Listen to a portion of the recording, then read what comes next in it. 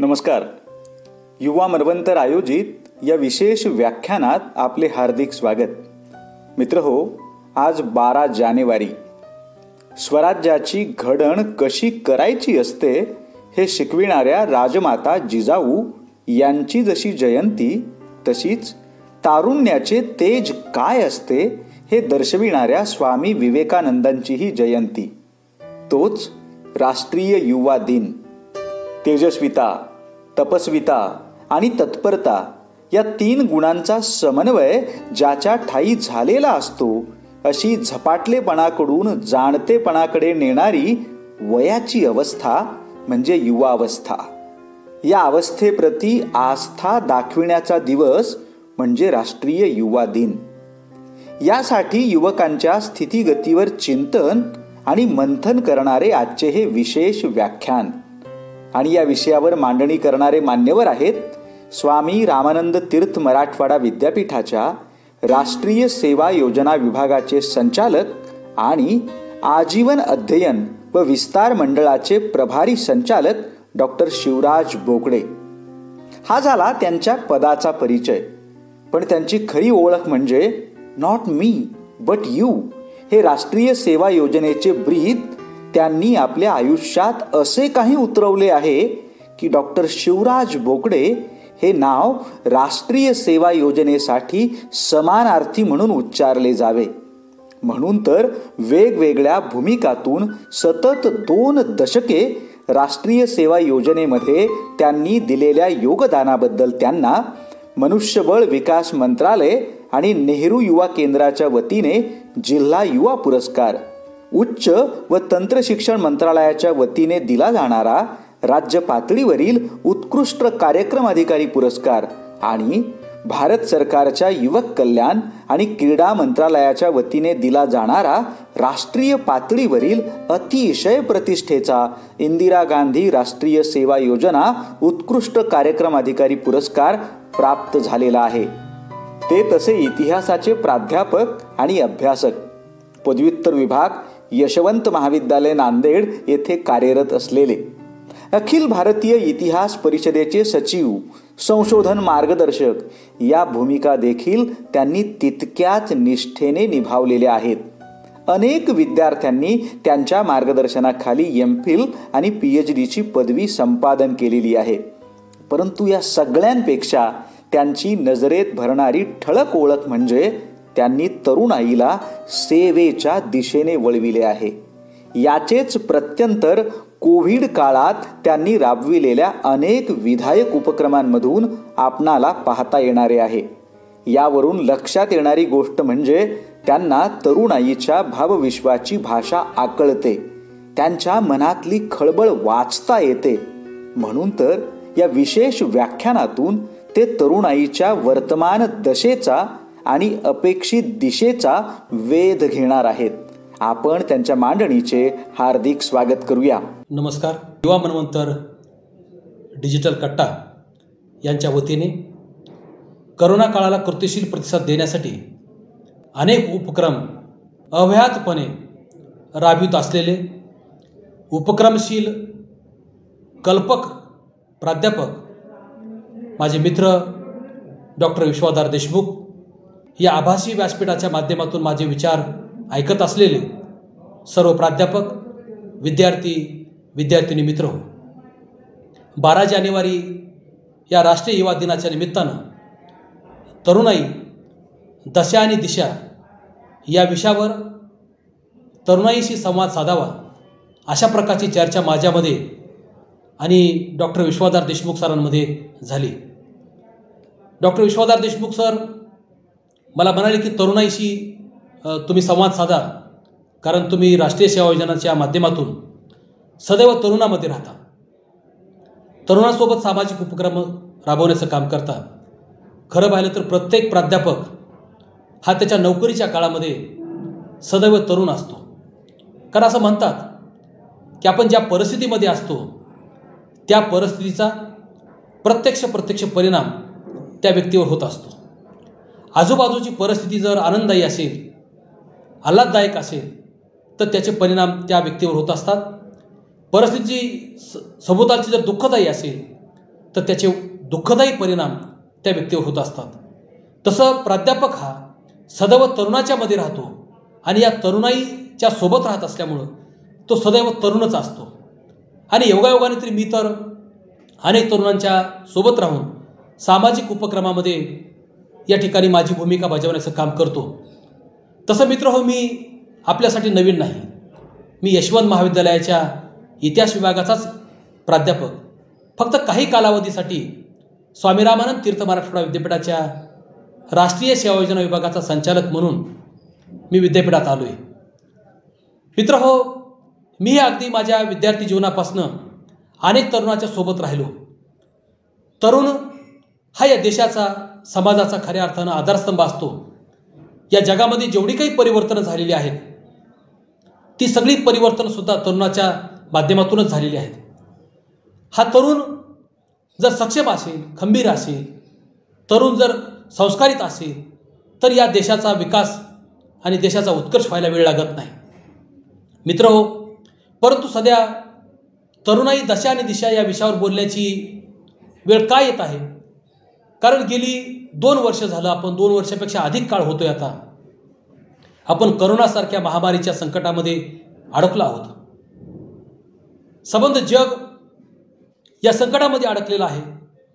याचा परिणाम अशा प्रकारचा झाला की सर्वत्र निराशा आणि अनिश्चितता निर्माण झाली आहे.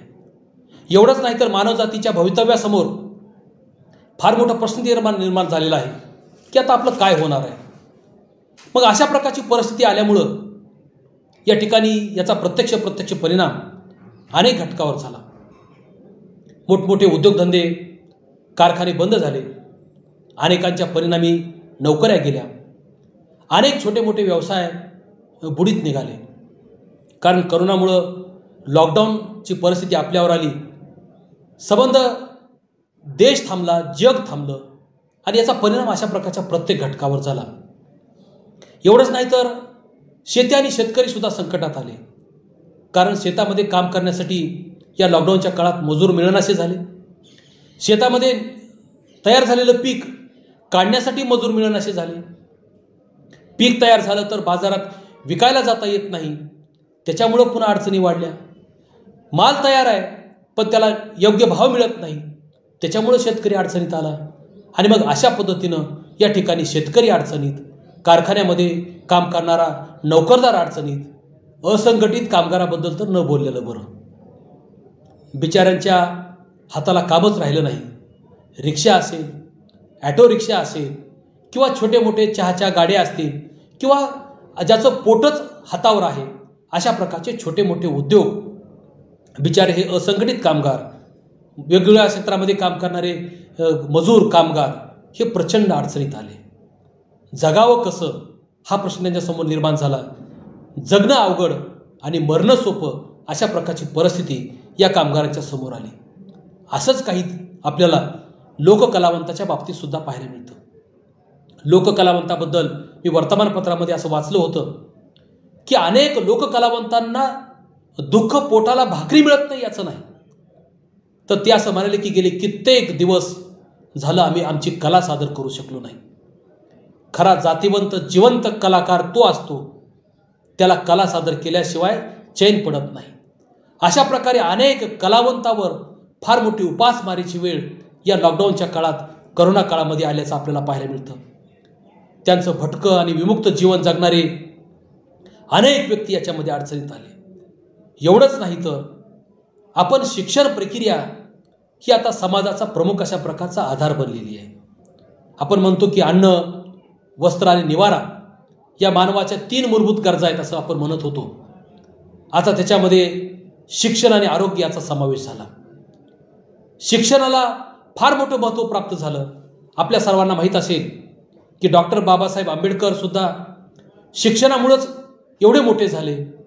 ते असं म्हणत की शिक्षण हे वाघिणीचे दूध आहे, जो पेईल तो गुरगुरल्याशिवाय राहणार नाही. शिक्षण हा मानवाचा 3रा डोळा आहे. गाडगे महाराज तर असं म्हणायचे की शिक्षणावेळा माणूस म्हणजे निव्वळ धोंडा आहे.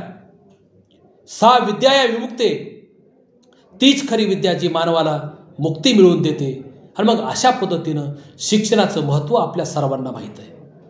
परंतु या करोनाच्या काळामध्ये, या लॉकडाऊनच्या काळामध्ये शिक्षण क्षेत्रावर सुद्धा फार मोठा, कधीच न भरून निघणारा एवढा मोठा जबरदस्त आघात झाला.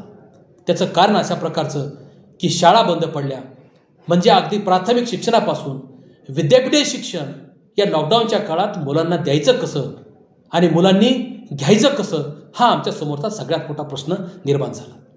याच्यातनं आम्ही पर्याय शोधला की ठीक आहे, मुलांना आपण शिक्षणापासून तर वंचित ठेवू शकत नाही, तर मग त्या मुलांना आपण ऑनलाईन पद्धतीनं सोशल मीडियाच्या माध्यमातून शिक्षण देऊयात. परंतु मित्रहो, अगदी प्राथमिक शाळेमध्ये शिकणाऱ्या मुलापासनं तर विद्यापीठीय पातळीपर्यंत शिकणारा प्रत्येक विद्यार्थी ऑनलाईन शिक्षण घेण्याचं काम करू लागला, आपल्या मोबाईलच्या माध्यमातून, आपल्या संगणकाच्या माध्यमातून, सोशल मीडियाच्या माध्यमातून. परंतु मित्रहो, या ठिकाणी खऱ्या अर्थानं चिंतनशील बाब अशा प्रकारची आहे की अगदी लहान मुलांचा जर आपण विचार केला की जे LKG मध्ये होते ती UKG मध्ये गेले, ज्यांनी 2 वर्षात शाळाच पाहिली नाही, शिकवणाऱ्या मॅडमलाही पाहिलं नाही, अशा प्रकारची वेळ त्यांच्यावर आली. एवढंच नाही तर शहरामध्ये शिकणारा हा जो काही शाळेपासून ते विद्यापीठ पातळीवरचा वर्ग होता, त्याच्याकडे किमान मोबाईल होते, त्यांच्याकडे इंटरनेटची सुविधा होती, ते बिचारे कसे बसे शिकत होते. त्याच्यामध्ये अनंत अडचणी होत्या. कधी नेट चालत नव्हतं, कधी लाईट नसायची, कधी मोबाईल चार्ज नसायचा, एक मोबाईल आणि घरामध्ये 4-4 सदस्य असायचे, तरीही त्या बिचाऱ्यांनी कसं बसं शिक्षण घेण्याचं काम केलं. परंतु याच्यापेक्षा मला तुम्हाला खास सांगायचं आहे की जे शहरापासून कोसं दूर आहेत, ग्रामीण भागामध्ये आहेत, तिथं वीज नाही, तिथं इंटरनेट नाही, अनेक बिचाऱ्यांकडं तर स्मार्टफोनही नाही, त्यांची काय अवस्था झाली असेल याचा विचार न केलेला बरा. म्हणून मित्रहो, या लॉकडाऊनच्या काळामध्ये आपण वर्तमानपत्राच्या माध्यमातून अशाही काही बातम्या ऐकत होतो की एखादा विद्यार्थी त्याच्या मोबाईलला इंटरनेटचं कनेक्शन येत नाही बरोबर, म्हणून तो डोंगर माथ्यावर जायचा आणि आपल्या शाळेचे क्लास करण्याचं काम करायचं. काही विद्यार्थी झाडावर चढून बसायचे, वर्ग करायचे आणि मग अशा पद्धतीनं शिक्षण प्रक्रिया गतिशील ठेवण्यासाठी अनेक वेगवेगळ्या मार्गाने प्रयत्न झाले. मित्रहो, हे प्रयत्न एका बाजूला आहेत आणि दुसऱ्या बाजूला माझ्या वडिलांना स्मार्टफोन घेता येत नाही, त्यांची आर्थिक स्थिती तेवढी मजबूत नाही, या कारणामुळं आत्महत्या करण्याचे सुद्धा अनेक प्रसंग आपण वर्तमानपत्राच्या माध्यमातून ऐकले होते. ही किती भयानक आहे. आणि मग ज्यांच्या खांद्यावर उद्याचा देश आहे, ही तरुणाई शिक्षणापासून वंचित राहते की काय, अशा प्रकारची परिस्थिती या ठिकाणी निर्माण झाली. अनेक तरुणांना ऑनलाईनच्या माध्यमातून शिक्षण मिळालं, प्रश्न निर्माण झाला, आता परीक्षेचं करायचं काय. पुन्हा आम्ही मार्ग काढला, परीक्षाही आम्ही ऑनलाईन घेऊ. परंतु परीक्षेच्या ऑनलाईनच्या माध्यमातून मुलांना समाधान आहे का? ऑनलाईनची परीक्षा देताना इंटरनेटचं कनेक्शन आहे का? ऑनलाईनची परीक्षा देताना मोबाईल चार्ज आहे का? ऑनलाईनची परीक्षा देताना मध्येच इंटरनेट गेलं तर काय करणार? अशा प्रकारचे अनेक प्रश्न या शाळेपासून विद्यापीठ पातळीवर शिक्षण घेणाऱ्या प्रत्येक तरुणाच्या समोर होते. या अशा प्रकारच्या परिस्थितीचा सामना करण्याची वेळ या प्रत्येकावर आली. ऑनलाईन शिक्षणामुळं या ठिकाणी खऱ्या अर्थानं शिक्षण वर्गात जर आपण घेत असू तर असं म्हणतात की वर्गात शिक्षक आणि शिक्षकाचा प्रत्येक शब्द विद्यार्थ्याच्या अंतःकरणापर्यंत भिडण्याचं काम करत असतो. खरे संस्कार वर्गामध्ये होतात. अनेक विद्यार्थ्याच्या ज्या काही अडीअडचणी आहेत त्या वर्गामध्ये सोडवल्या जातात. अनेक जटिल संकल्पना नीट समजून घेण्याचं काम आपण वर्गाच्या माध्यमातून करतो. इथं मात्र इंटरनेटच्या माध्यमातून शिकवणारा शिकवत होता, ऐकणारा जेवढं शक्य आहे तेवढं ऐकत होता, नसेल तर इतर वेळी मात्र तो आपला मोबाईलचं नेट कनेक्शन बंद करून निवांत बसून राहत होता. अशा प्रकारची वेळ अनेक तरुणांच्यावर आली आणि याच्यामुळं माझ्यासारख्याच्या समोर प्रश्न निर्माण झाला की मित्रहो, आता तरुणाईचं होणार काय? खरं तर तरुण त्यालाच म्हणतो ज्याच्यामध्ये संकटावर तरुण जाण्याची क्षमता असते, ज्याच्यामध्ये संकटावर पाय ठेवून उभा राहण्याची क्षमता असते, जो संकटाला कधीही घाबरत नाही. येणारी परिस्थिती कितीही प्रतिकूल असली तर ज्याच्यामध्ये अनुकूल करण्याची क्षमता असते त्याला आपण तरुण म्हणतो. कारण मित्रहो, तरुण ही खऱ्या अर्थानं वयाची नाही तर विचाराची खऱ्या अर्थाने संकल्पना आहे. माणूस वयानं म्हातारा असला तरी चालेल, पण तो विचारानं आणि मनानं तरुण असला पाहिजे. म्हणून तारुण्य ही वयाची नाही तर त्या मनाची अवस्था या ठिकाणी तरुण असली पाहिजे, असं आपण या ठिकाणी म्हणण्याचं काम करतो. मग या तरुणाच्या समोर अशा प्रकारच्या असंख्य प्रश्नांनी या ठिकाणी उभा राहण्याचं काम केलं. परंतु मित्रहो, आमचा इतिहास आहे. तरुणाई कधी अशा प्रकारच्या संकटाला भिवून थांबली नाही, घाबरून गेली नाही. अनेकांनी मार्ग काढण्याचं काम केलं. इतिहास याला साक्षी आहे. आपल्याला माहीत असेल की छत्रपती शिवाजी महाराजांनी हिंदवी स्वराज्याची स्थापना केली. अनेक किल्ले बांधले, अनेक किल्ले शत्रूचे जिंकून घेतले. परंतु पुरंदरच्या तहाच्या माध्यमातून जे आयुष्यभर कमवलं ते गमवण्याची वेळ छत्रपती शिवाजी महाराजांवर आली. परंतु महाराज कधीही निराश झाले नाहीत, नाराज झाले नाहीत. उलट जेवढं गमवलं तेवढं परत त्यांनी कमवण्याचं काम केलं. हा इतिहास आमच्या समोर आहे. म्हणून मित्रहो, आपण सुद्धा या करोनाच्या काळामध्ये, लॉकडाऊनच्या काळामध्ये निराश न होता छत्रपती शिवाजी महाराजांपासनं हे आपण शिकलं पाहिजे की आपण आत्ताची परिस्थिती प्रतिकूल आहे, परंतु आपण त्या प्रतिकूल परिस्थितीला अनुकूल करण्याचं सामर्थ्य आपल्यामध्येच आहे आणि आपण ते केलं पाहिजे. मित्रहो, छत्रपती शिवाजी महाराजांचा काळ तुम्हाला मी सांगितला. ब्रिटिश काळाचा सुद्धा तुम्हाला अनुभव असेल. तुम्ही अनेक प्रसंग ऐकले असाल. लोकमान्य बाळ गंगाधर टिळकांना मंडालेच्या तुरुंगात राहावं लागलं. महात्मा गांधींना येरवड्याच्या तुरुंगात राहावं लागलं. स्वातंत्र्यवीर विनायक दामोदर सावरकरांना अंदमानच्या त्या काळ्या कुट्ट कोठडीत राहावं लागलं. असं जरी असलं तर या प्रत्येक महापुरुषांनी कधीही संकटाला भिण्याचं काम केलं नाही. उलट त्या संकटावर पाय देऊन या ठिकाणी सक्षमपणे उभा राहण्याचं काम केलं. अगदी तशाच पद्धतीनं आमच्या तरुणांनी या अशा प्रकारच्या अनेक महापुरुषांचा इतिहास आपण नीट वाचला पाहिजे. त्यांच्यापासून आपण त्यांचं अनुकरण केलं पाहिजे. त्यांच्या आदर्श आम्ही आमच्या डोळ्यासमोर घेतला पाहिजे आणि संकटावर मात केली पाहिजे. संत तुकाराम सुद्धा एका ठिकाणी असं म्हणतात की रात्रंदिवस आम्हा युद्धाचा प्रसंग, संकट कुणालाच चुकली नाही. मग तो इतिहासातला महापुरुष असो की तो संत असो की साधू असो, प्रत्येकाच्या वाट्याला अशा प्रकारची संकट असतात.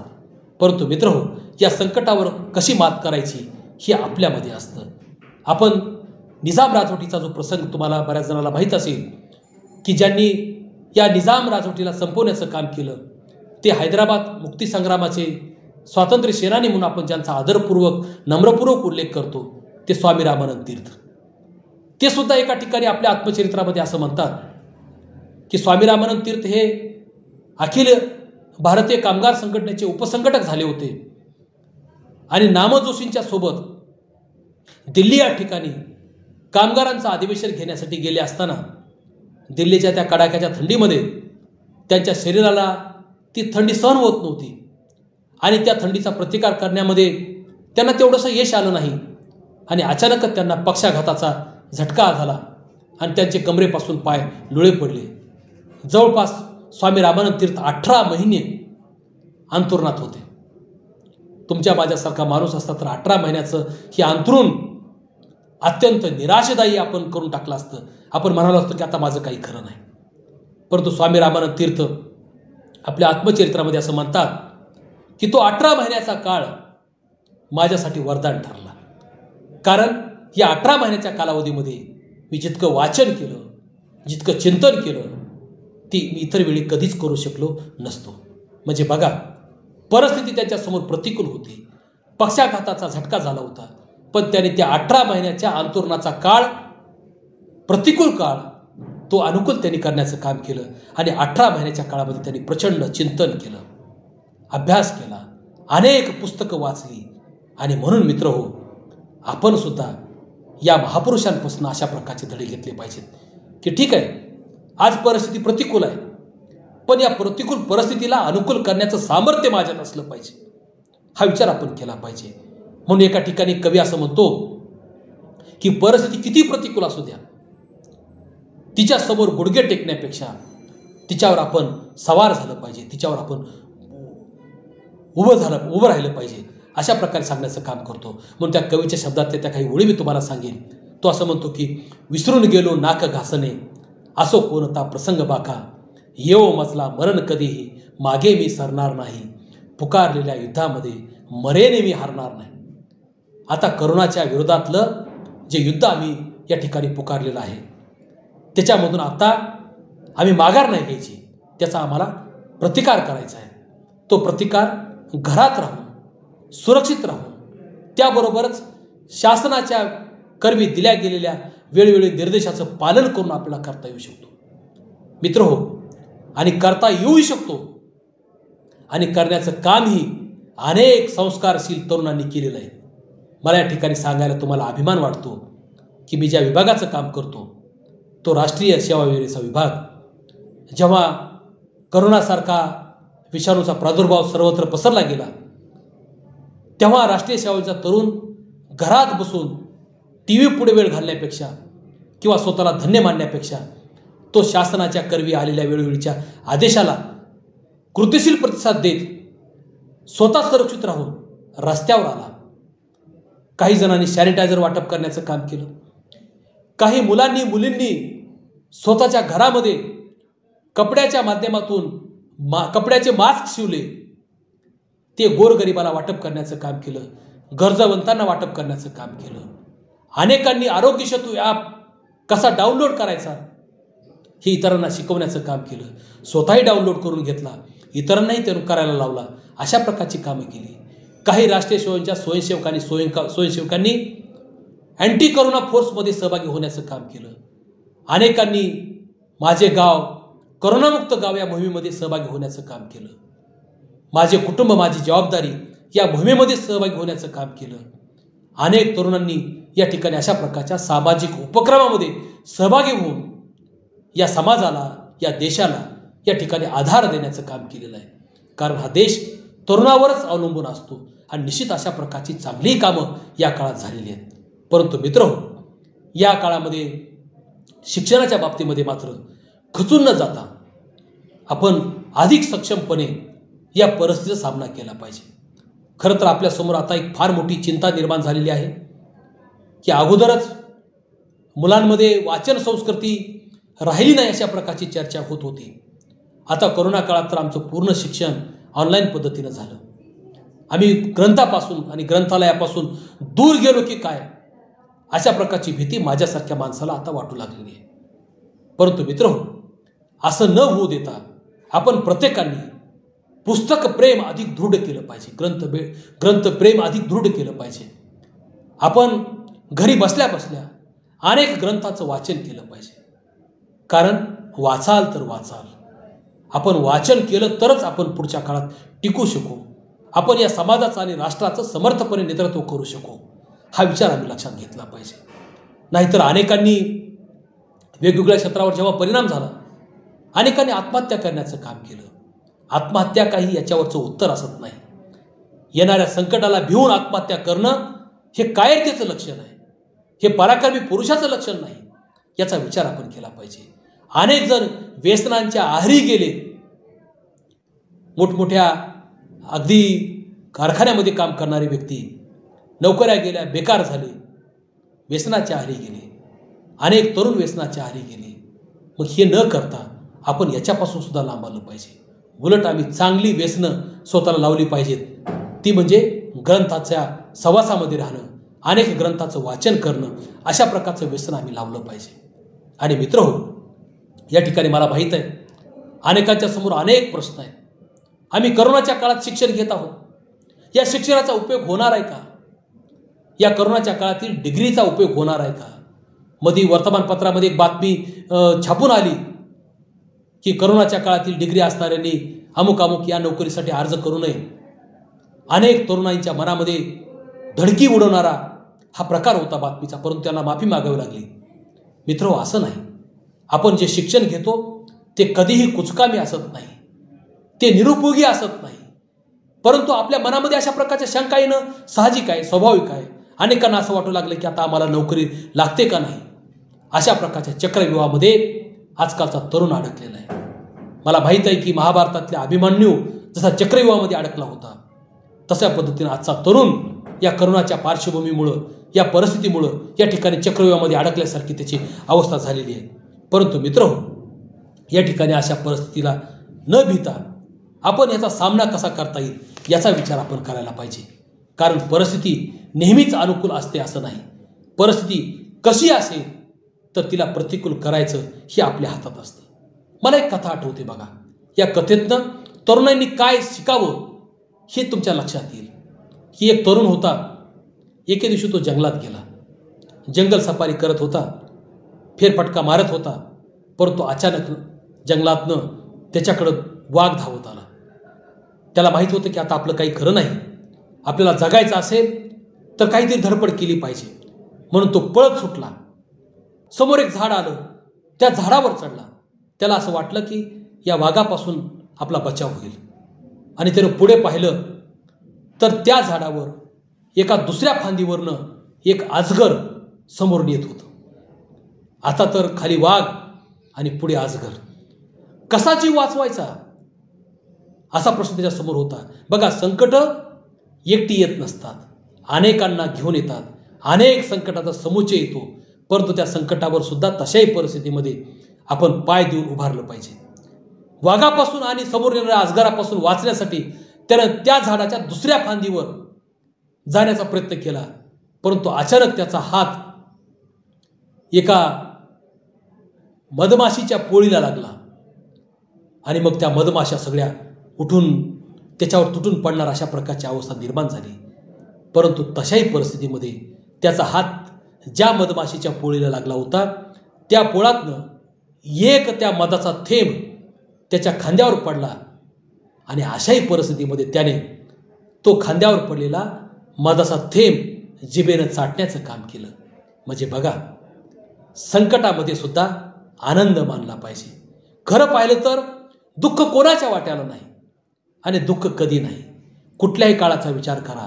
प्रत्येक काळात दुःख हे कधी पिछा सोडत नसतं. पण त्या दुःखाला सुखामध्ये कसं परिवर्तित करायचं, प्रतिकूलतेला अनुकूलतेमध्ये कसं परिवर्तित करायचं हे त्या समोरच्या व्यक्तीवर अवलंबून असतं. म्हणून दुःख प्रत्येक माणसाच्या आयुष्यात आहे. दुःख बाजूला ठेवून जगता आलं पाहिजे. म्हणून असं म्हणतात की पेला अर्धा भरलाय असंही म्हणता येतं, पेला अर्धा सरलाय असंही म्हणता येतं. भरलाय म्हणून हसायचं की सरलाय म्हणून रडायचं ते तुम्हीच ठरवायचं. जीवन कसं जगायचंय, कणत कणत हे गाणं म्हणत म्हणत हे प्रत्येकावर अवलंबून असतं. म्हणून मित्रहो, किती परिस्थिती प्रतिकूल असली तरी आपण आपलं जीवन आनंददायी जगलं पाहिजे. कारण पुन्हा ना येणे ना पुन्हा जाणे. जीवन मानवी ध्येय हा प्रत्येक व्यक्तीला जो मिळाला आहे त्याचा आनंद आपण घेतला पाहिजे. ना माझा तर पुनर्जन्मावर विश्वास नाही, परत मला जन्म मिळेल असं मला माहीत नाही. पण या जन्मामध्ये जेवढं काही चांगलं करता येईल तेवढं आपण चांगलं केलं पाहिजे. जेवढं काही आपल्याला मिळवता येईल तेवढं आपण मिळवलं पाहिजे. आणि म्हणून मित्रहो, आपलं जीवन जगत असताना अत्यंत समर्थपणे जगण्यासाठी आपण पुढाकारसुद्धा घेतला पाहिजे. आणि म्हणून अशा प्रकारची परिस्थिती कितीही प्रतिकूल असली तरी घाबरून जाण्याचं कारण नाही. कारण अनेक जण तर असे असतात की परिस्थिती थोडी प्रतिकूल निर्माण झाली की देवाचा धावा करतात. बघ रे बाबा, आता तूच आमच्या मदतीला आहेस. ठीक आहे, धावा करायला हरकत नाही. परंतु देवाचा धावा करण्याच्या पूर्वी संकटाचा सामना करण्याची मानसिकता आणि मानसिक तयारी आपण स्वतः केली पाहिजे. असं म्हणतात की मन के हारे हार है, मन के जीते जीत. माणूस जर मनानं हारला असेल तर त्याला कुणीही जिंकून देऊ शकत नाही. म्हणून परिस्थिती किती प्रतिकूल असू द्या, मनानं खंबीर राहा. आणि खंबीर असलेला माणूस कशाही मोठ्या संकटावर, कितीही मोठ्या संकटावर सहज विजय मिळवू शकतो हे आपल्याला माहीत असलं पाहिजे. संकटाचा सामना करण्यापेक्षा घाबरून जाऊन आत्महत्या करणं हे याच्यावरचं उत्तर नाही. किंवा आता माझं काही खरं नाही म्हणून व्यसनाधीनतेला कवटाळणं हे याचं उत्तर नाही. आपलं जीवन आनंदायी ठेवण्यापेक्षा निराशेच्या खोल गर्तेत लोटणं हे याच्यावरचं उत्तर नाही.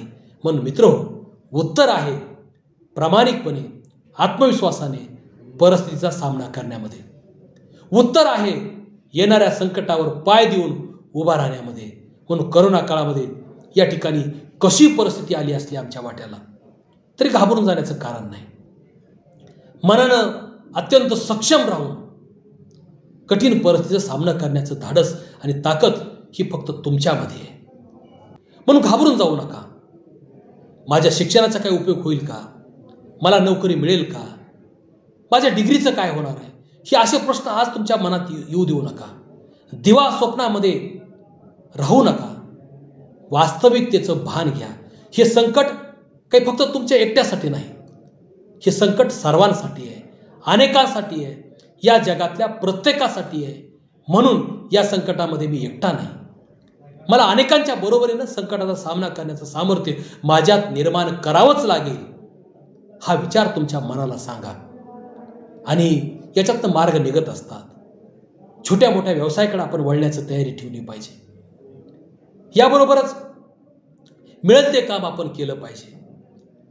मग ती नोकरीच्या माध्यमातून असो, उद्योगधंद्याच्या माध्यमातून असो किंवा शेतीच्या माध्यमातून असो, छोट्या मोठ्या व्यवसायाच्या माध्यमातून सुद्धा आपण सक्षमपणे आपल्या कुटुंबाला उभा करण्याचं सामर्थ्य आपल्यात निर्माण करू शकतो. या समाजाला आणि या देशाला आर्थिक आधार देण्याचं काम आपण करू शकतो. आर्थिक स्थिती फार भयानक आहे, मला माहीत आहे या काळामध्ये. परंतु या ठिकाणी या परिस्थितीला घाबरून जाऊन स्वतः आत्महत्या करणं किंवा व्यसनाधीनतेच्या खोल गर्तेत जाणं याच्यापेक्षा येणाऱ्या परिस्थितीचा सामना करा. तुम्ही निश्चितच हे करू शकाल. कारण ही क्षमता, ही ताकद, ही ऊर्जा ही फक्त तरुणाईमध्ये आहे आणि म्हणून तरुणाईवर माझा प्रचंड मोठा विश्वास आहे. म्हणून मित्रहो, खरं तर मी या सगळ्या तरुणाईला या करोना काळातून बाहेर पडण्यासाठी, लॉकडाऊनच्या काळातून बाहेर पडण्यासाठी अनेक प्रश्नाला उत्तर म्हणून मी त्या कवितेच्या ओळी सांगून मी माझ्या विचाराचा या ठिकाणी शेवट करणार आहे. तुम्ही सगळ्यांनी ती कविता ऐकली असेल की लहरों से डरकर नौका पार नहीं होती, कोशिश करने वालों की हार नहीं होती. नन्ही चिट्ठी जब दाना लेकर चलती है, चढ़ती दीवारों पर 100 बार फिसलती है. मन का विश्वास रगों में साहस भरता है, चढ़कर गिरना, गिरकर चढ़ना न करता है. आखिर उसकी मेहनत बेकार नहीं होती, कोशिश करने वालों की हार नहीं होती. डुबकियां सिंधु में गोताखोर लगाता है, जा जाकर खाली हाथ लौट आता है. मिलते न सहज ही मोती गहरे पानी में, बढ़ता दूना उत्साह इसी हैरानी में. मुट्ठी उसकी खाली हर बार नहीं होती, कोशिश करने वालों की हार नहीं होती. असफलता एक चुनौती है, उसे स्वीकार करो. क्या कमी रह गई देखो और सुधार करो. जब तक न सफल हो नींद चैन को त्यागो तुम. संघर्ष का मैदान छोड़ मत भागो तुम. कुछ किए बिना ही जय जयकार नहीं होती, कुछ किए बिना ही जय जयकार नहीं होती. कोशिश करने वालों की हार नहीं होती. हा विचार तुमच्या मनामध्ये ठेवा. परिश्रम करण्याची क्षमता तुमच्यात निर्माण करा. परिस्थितीचा सामना करण्याची क्षमता तुमच्यात निर्माण करा. संकटावर मात करण्याची क्षमता तुमच्यात निर्माण करा. कारण तुमच्यावरच हा देश या ठिकाणी अवलंबून आहे. कारण युवक, तरुण हाच या देशाचा खऱ्या अर्थानं फार मोठा आधारस्तंभ आहे. म्हणून मित्रहो, तुम्ही या ठिकाणी या अशा प्रकारच्या भावना निश्चित जाग्या करा. संकट कितीही मोठं असू द्या, त्या संकटावर पाय ठेवण्याचं सामर्थ्य हे फक्त तुमच्यातच आहे याची जाण असू द्या. म्हणून मित्रहो, खऱ्या अर्थानं या करोना काळातनं या ठिकाणी तरुणाईवर जी काही फार मोठं संकट कोसळलं आहे त्याच्याबद्दलचं चिंतन करण्याची संधी मला माझे मित्र डॉक्टर विश्वाधार देशमुख सर यांनी खऱ्या अर्थानं दिली. त्याबद्दल मी त्यांचे शतशः ऋण व्यक्त करतो. आणि या आभासी व्यासपीठाच्या माध्यमातून आपण सगळ्यांनी जे माझे विचार ऐकलात त्याबद्दल मी आपले आभार मानतो आणि माझ्या वाणीला पूर्णविराम देतो. धन्यवाद.